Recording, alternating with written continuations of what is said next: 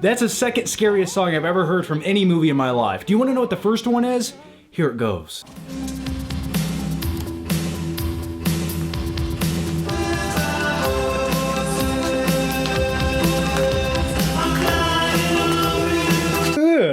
Oh.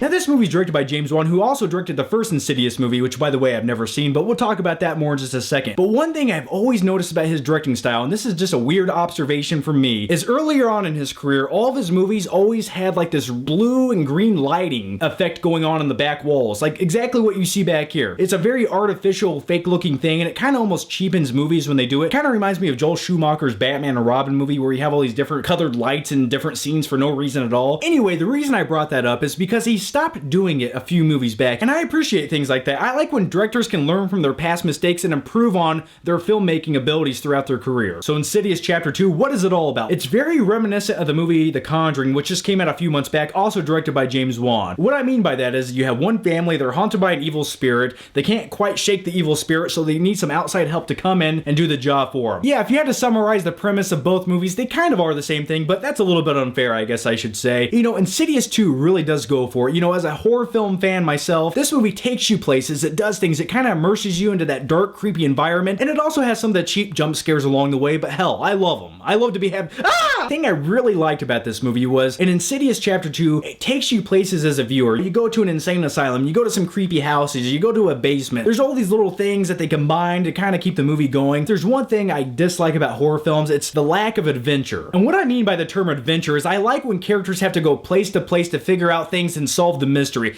It just really keeps the story flowing and it keeps me as a viewer entertained. Now, I've never seen the first Insidious movie. I've heard nothing but great things from everyone who has seen it, so I went into this movie fresh without knowing anything. But with that said, after talking to some people who have seen Insidious 1 and 2 and doing some research on my own, they definitely do try to tie up some loose ends that were left off in the first Insidious movie. In this movie, they try to further explain things. It's almost like some of the explanations that they try to give you in Insidious Chapter 2 for some of the things that happened in the first movie are a little bit too convoluted for their own good. And it's just like, we didn't need to explain that. Just keep the mystery alive. It makes it a little bit scarier. Even though the explanations are creepy as hell, and I'm gonna have nightmares for the rest of my life, that's a lie. Last time I had a nightmare, I was 16 years old. I had a dream that Freddy Krueger was in my basement. He was clawing my back. I woke up, I ran across a lake. Jason Voorhees was in it. For some odd reason, I jumped in the lake thinking I'm a badass. I got in a fight with Jason Voorhees. I woke up, I had to go take a hot shower, I ate some oatmeal, and I went back to bed. Okay, let's talk about the acting and performances in this movie. The main star of the movie is Patrick Wilson, who has a very dynamic role in the movie, to say the least. And he was pretty good. You know, at times in this movie, he reminded me of like Jack Nicholson a little bit, and also he reminded me of Michael Keaton from the 1980s. So overall, he gave a pretty solid performance. Now, another character I really enjoyed in this movie was Elise Rayner. She's like this paranormal expert investigator. She's like the go-to chick when you're being haunted by an evil spirit, and she's played by Lynn Shaye. Insidious Chapter 2, I'm going to give this movie a B-. The movie does its job. It's scary, it's immersive. Here's my question to you.